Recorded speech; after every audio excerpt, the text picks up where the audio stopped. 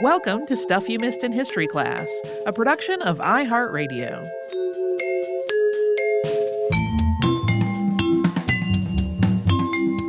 Hello and welcome to the podcast. I'm Holly Fry. And I'm Tracy V. Wilson. And a little bit of business before we get into today's episode. We normally, in the course of any given year, would probably tour a little bit. A little. Maybe some live shows. Maybe some one-off live shows that we're asked to go to places and do them, or we would have our own tour. And one of the best parts about those for us is getting to do Q&A with the audience. And we really miss it. So we thought it might be a good thing to do our own little Q&A that is a non-touring version in which you, our listeners, can send us questions. And then we will poll as many as we can and make an episode out of us answering those questions. So if you would like to submit a question for a Q&A episode, you need to do that by June 12th, 2020. And you can do that by sending it to historypodcast@iheartradio.com.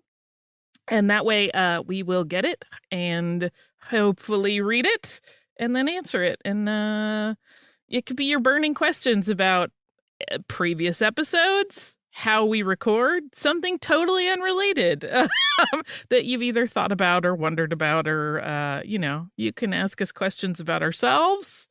Depending on how personal they get, we may or may not include them. But please do send those to us. Again, that is historypodcast@iheartradio.com, and we need them by June 12th. So we can't wait to hear from you.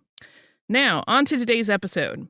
In 1945, John Steinbeck published a novel. It became very popular, called Cannery Row, which is kind of a slice-of-life look at a small community in Monterey, California.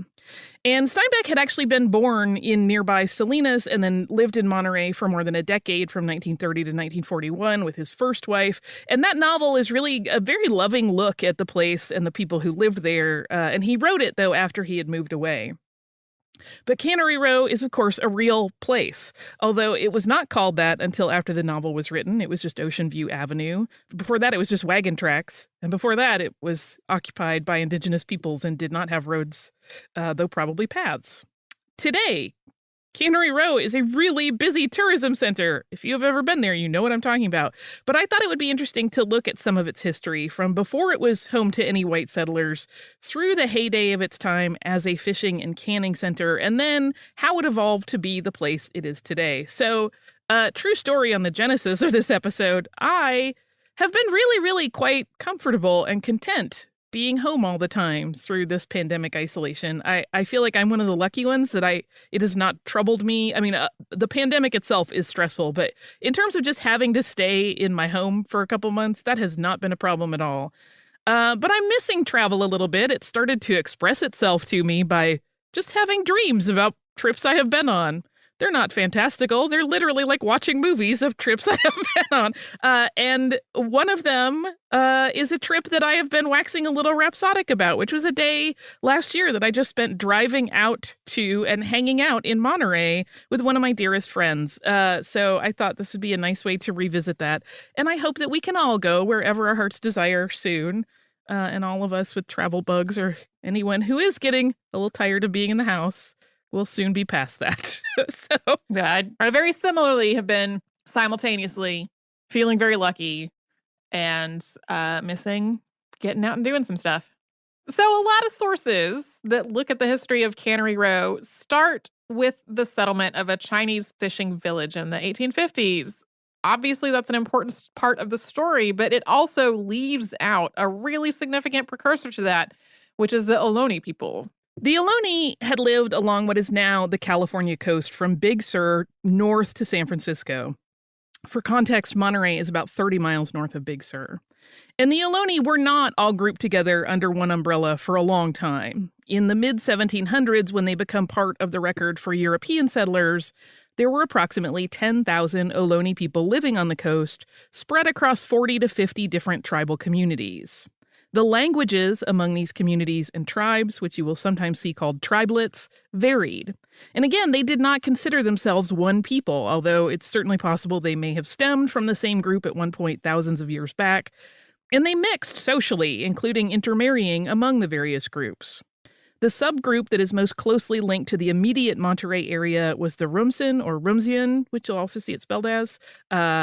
They were most local to the area we're talking about today. The Ohlone lived through hunting and gathering with their own art and culture in the Bay Area for more than 10,000 years, up until the arrival of Europeans that we mentioned just a moment ago.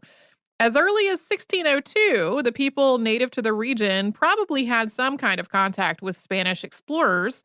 That was the year that Sebastián de Vizcaíno visited the Bay Area looking for a place to harbor ships.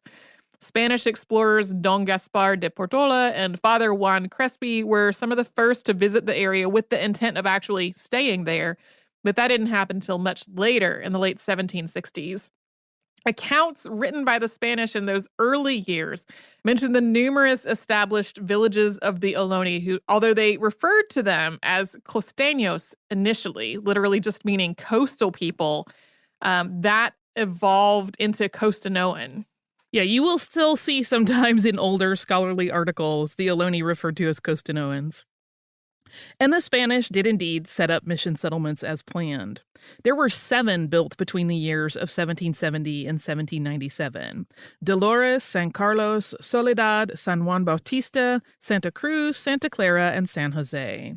And as the missions moved in, the Ohlone worked with the settlers. Often they would move their huts closer to the nearest mission, and they started integrating into those mission communities as they were evangelized to leave their tribal ways behind and convert to Christianity.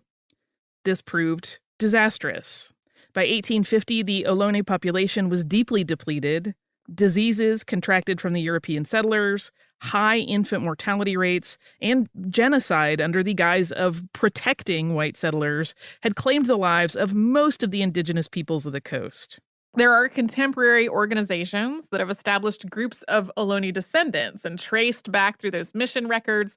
They've regained some of their tribal culture, including reviving some of those languages that had been spoken by the tribelets that are now grouped under the Ohlone umbrella.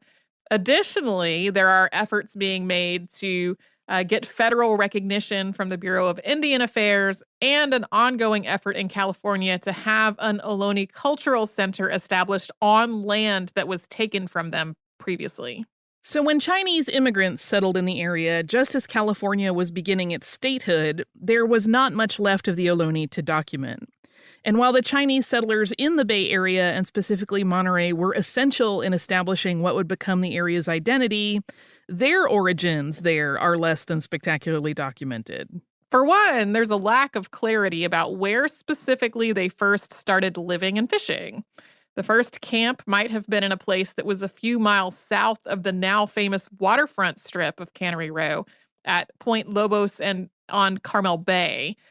Coming from a fishing culture, these settlers from Asia are believed to have quickly realized just how ample their potential take was there on the Pacific coast of North America, and to have quickly set up additional camps at Pescadero and Point Alones.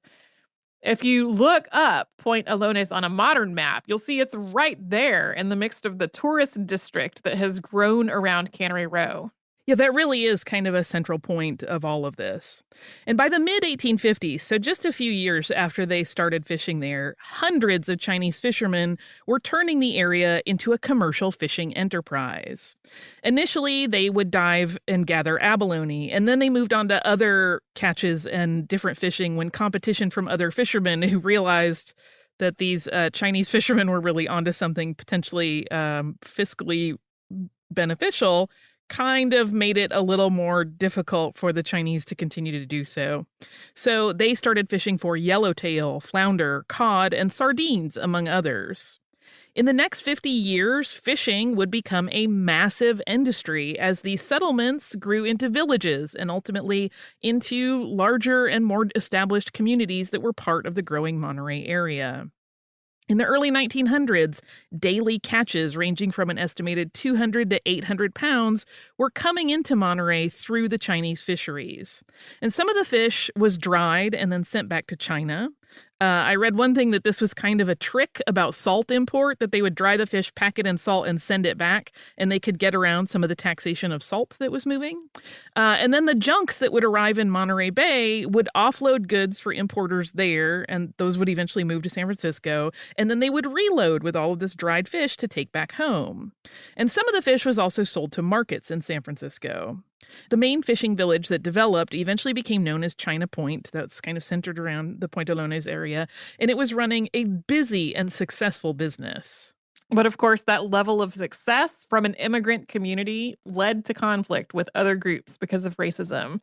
We've talked so many times about laws that were explicitly anti-Chinese in the 19th century, including the Chinese Exclusion Act, which forbid immigration from China. But even for people who were living entirely with the law and who had contributed to the economic success of the area, there was still plenty of racism to deal with. Things were relatively peaceful for most of the 1800s, but in the early 1900s, the Chinese population in Monterey, many of whom had been born in California at that point and were U.S. citizens, faced growing adversity when it came to their neighbors. And we're going to get into the complaints that started about the Chinese fishing village after we first take a break and hear from our sponsors.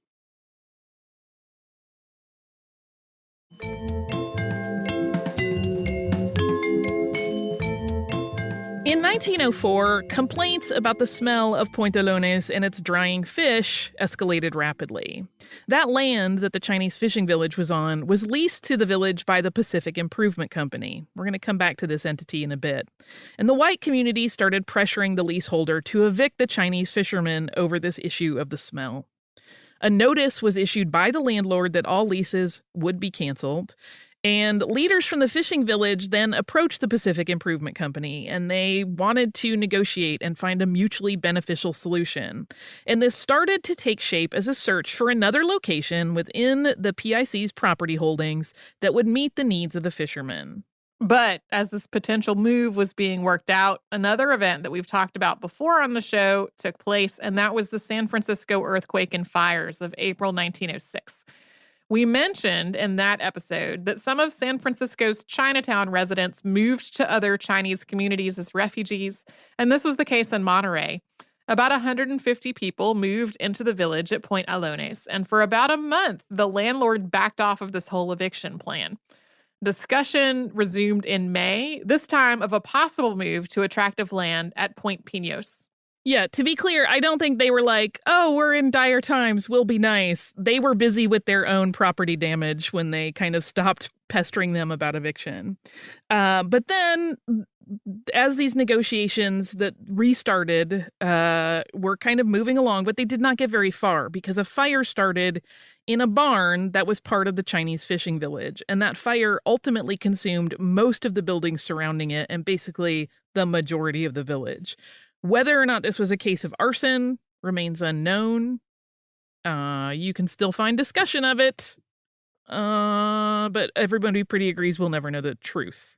White spectators watched this blaze as the village's residents ran in and out, trying to save everything they could.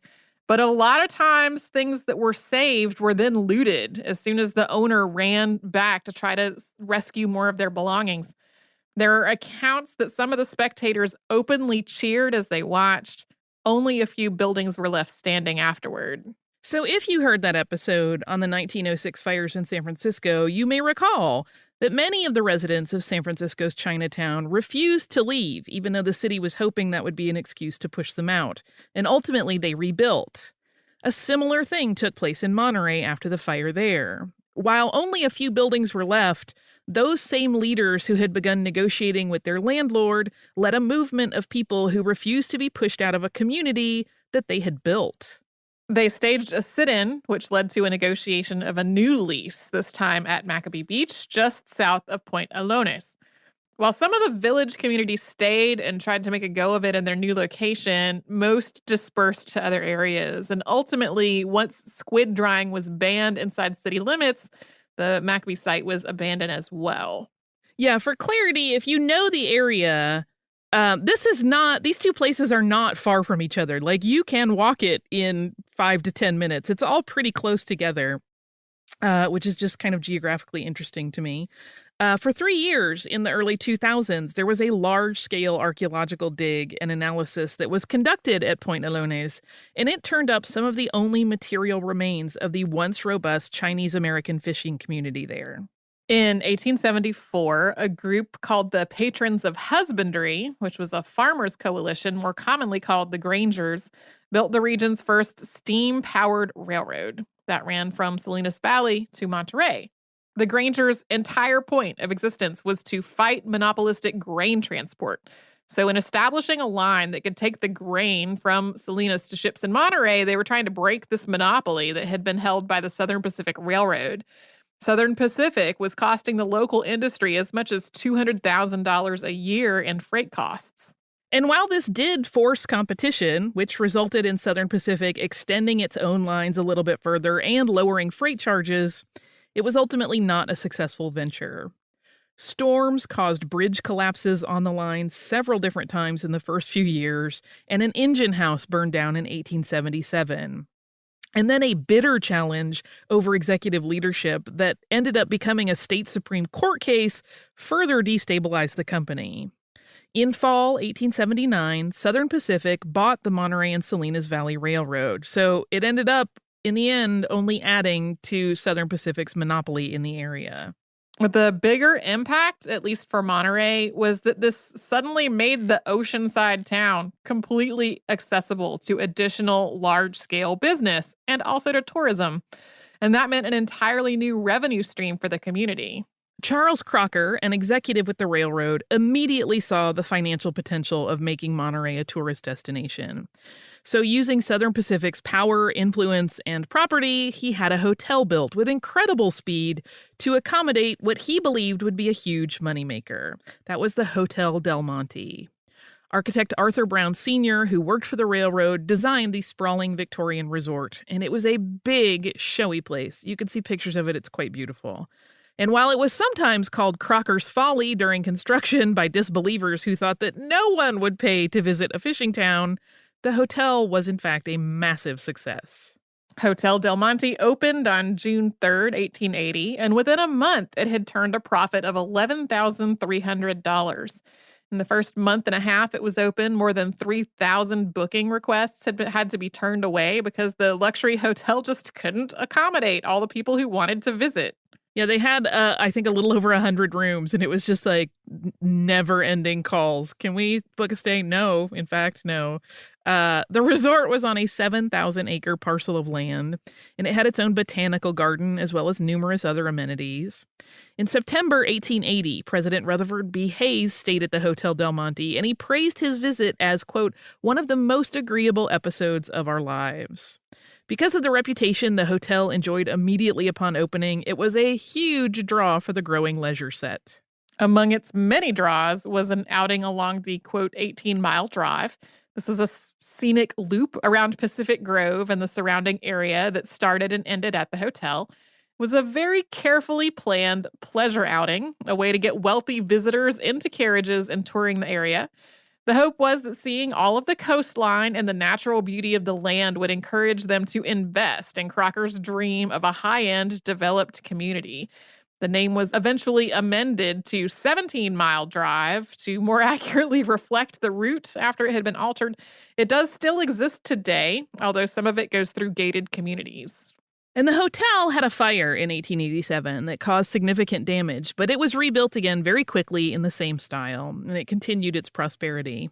In 1897, Thomas Edison Incorporated made a movie of several buggies of tourists passing by the front of the hotel. You can find that footage on the Library of Congress's site, and it is quite sweet. It's very cute to watch them driving by and waving and looking very, very happy in front of this Victorian driveway.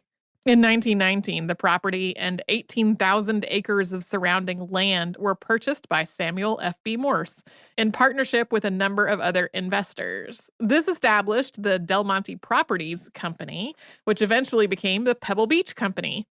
The hotel was renovated and updated, and Morse developed the surrounding area as a sports and leisure complex, including, of course, golf courses. Yeah, there was already a golf course, and then he added to that. And now, of course, Pebble Beach is known for its golf courses. In 1924, the sprawling Victorian hotel burned down, and it was rebuilt, but this time in Spanish Revival style. When Hotel Del Monte reopened 2 years later, more than 3,000 people were on hand to celebrate. After Steinbeck's time living in Monterey, the hotel was requisitioned by the Navy as a school center to train people, and then the Navy bought it in 1947, and today it serves as the main building for the Navy's postgraduate school, and it operates under the name Herman Hall. We're about to talk about the industry that gave the area its name, but before we dig into that, let's take another quick sponsor break.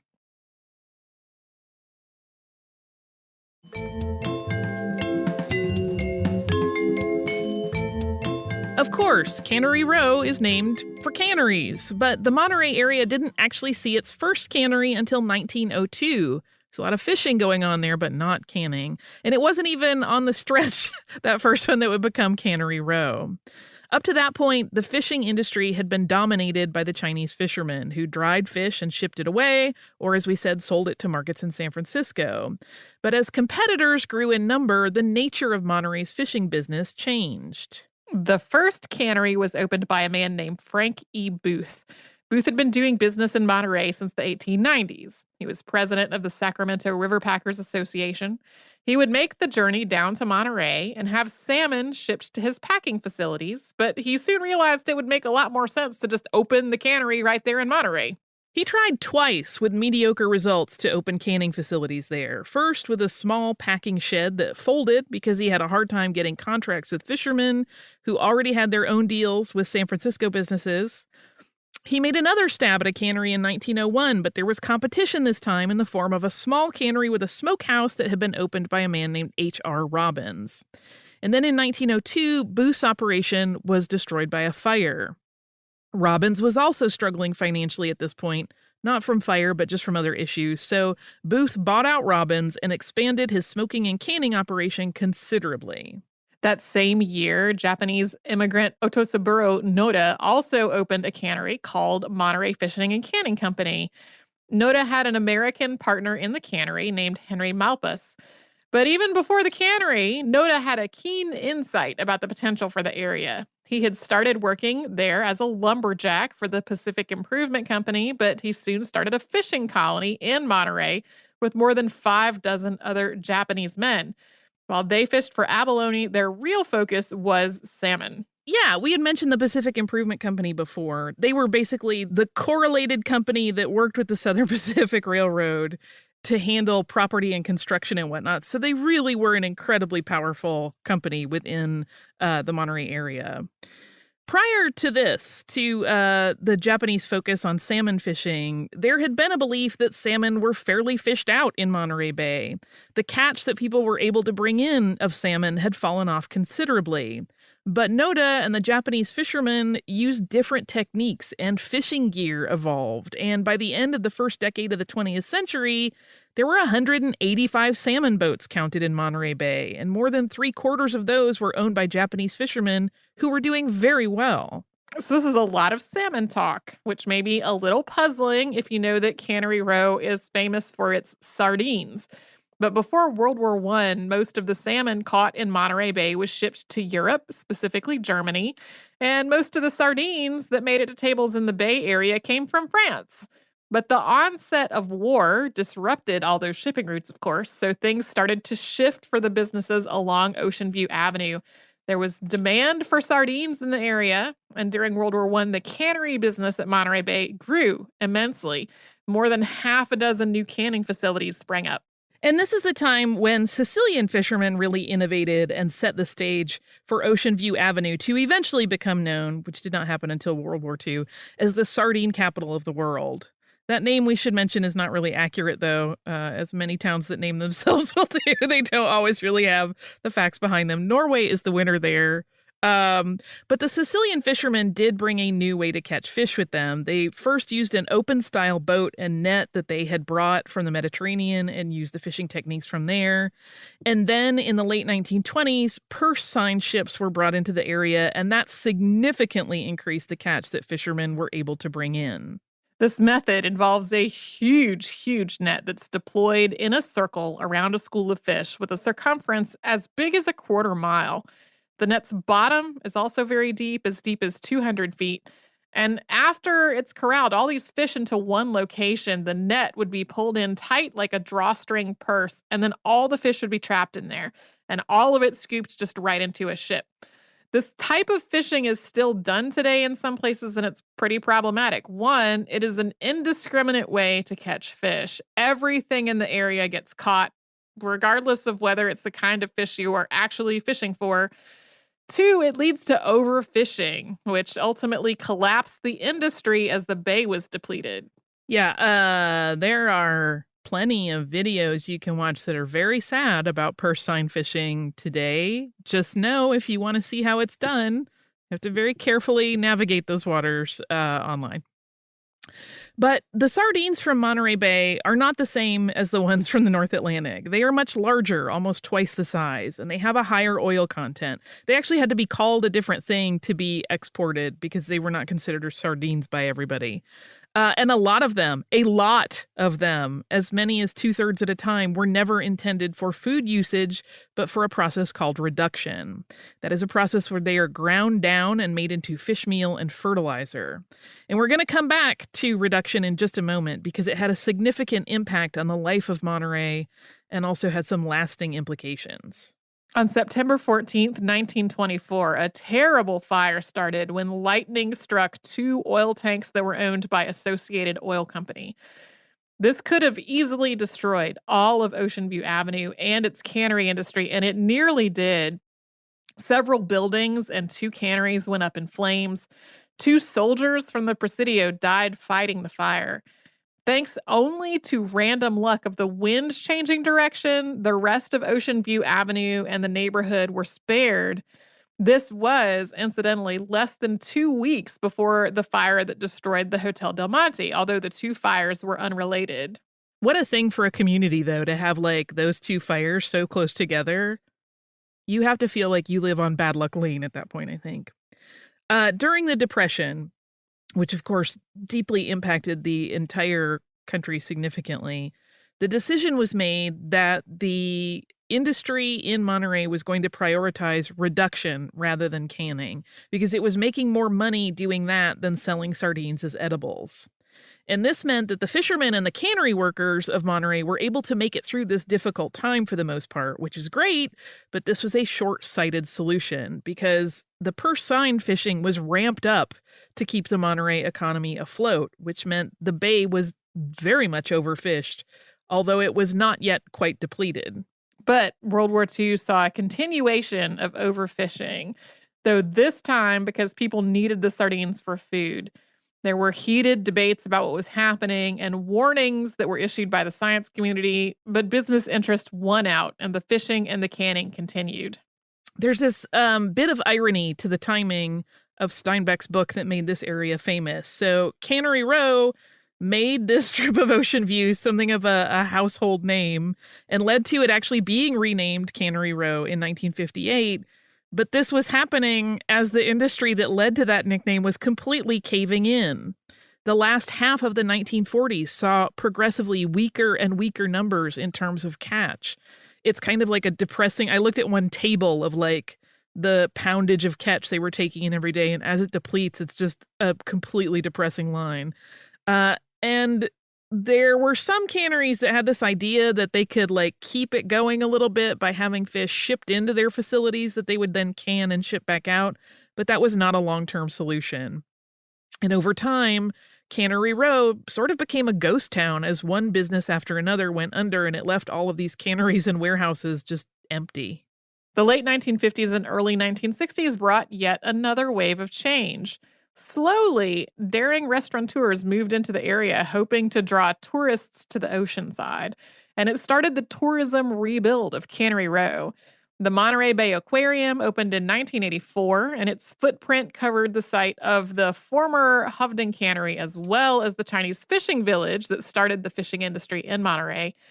Over time, the remaining warehouses have been repurposed and renovated, filled with things like shops and restaurants and art galleries. Today, when you go, it's kind of like what you would expect in a really charming seaside tourist town. Like the aquarium is a huge draw, of course, and it's a really, really fantastic facility.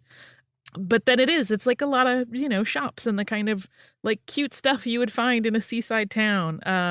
That beach where they initially moved the Chinese fishing village has a little memorial wall there with a carving of fishermen on it, but there's nothing else there. People like launch their kayaks and stuff out of there.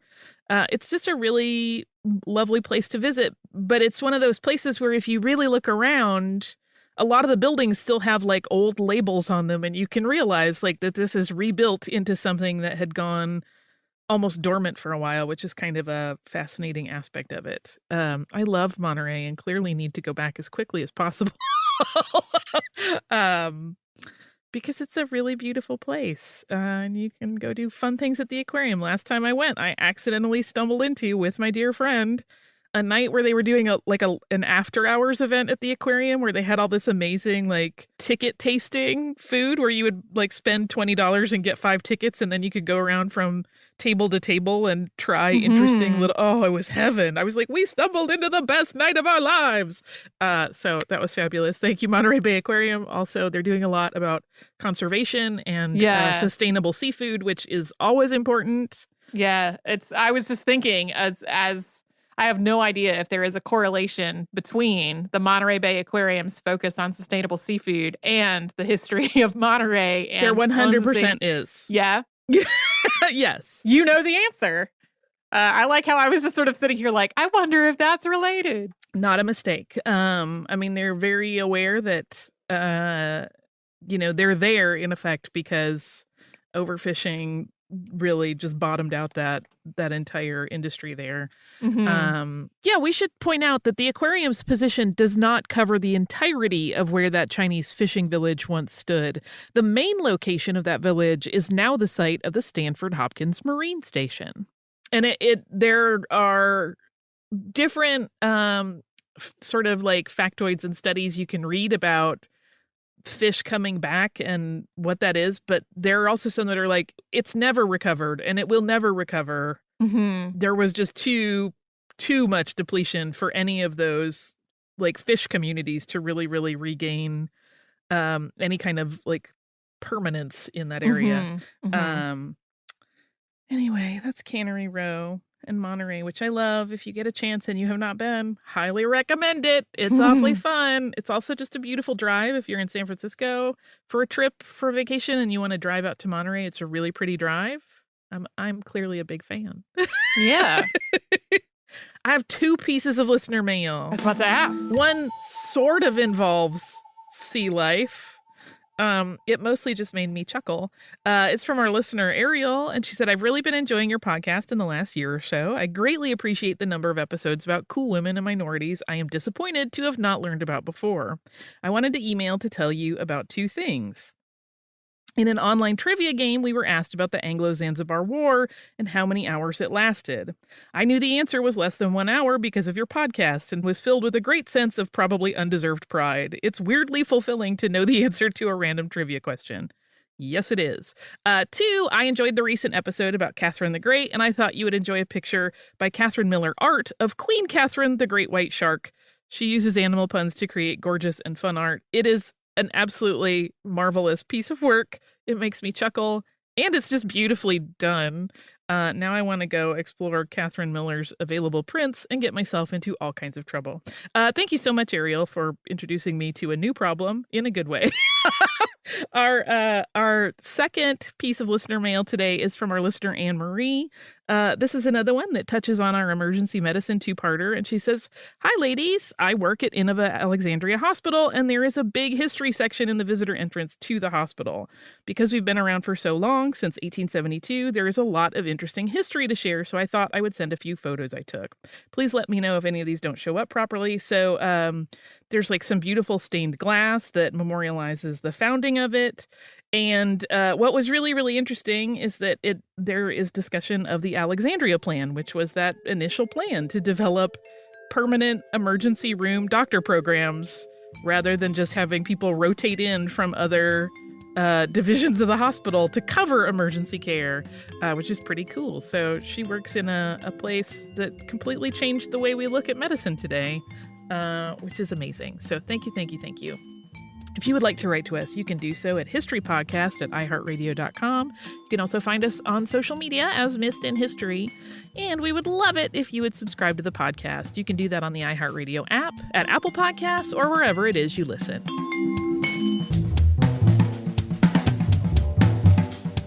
Stuff You Missed in History Class is a production of iHeartRadio. For more podcasts from iHeartRadio, visit the iHeartRadio app, Apple Podcasts, or wherever you listen to your favorite shows.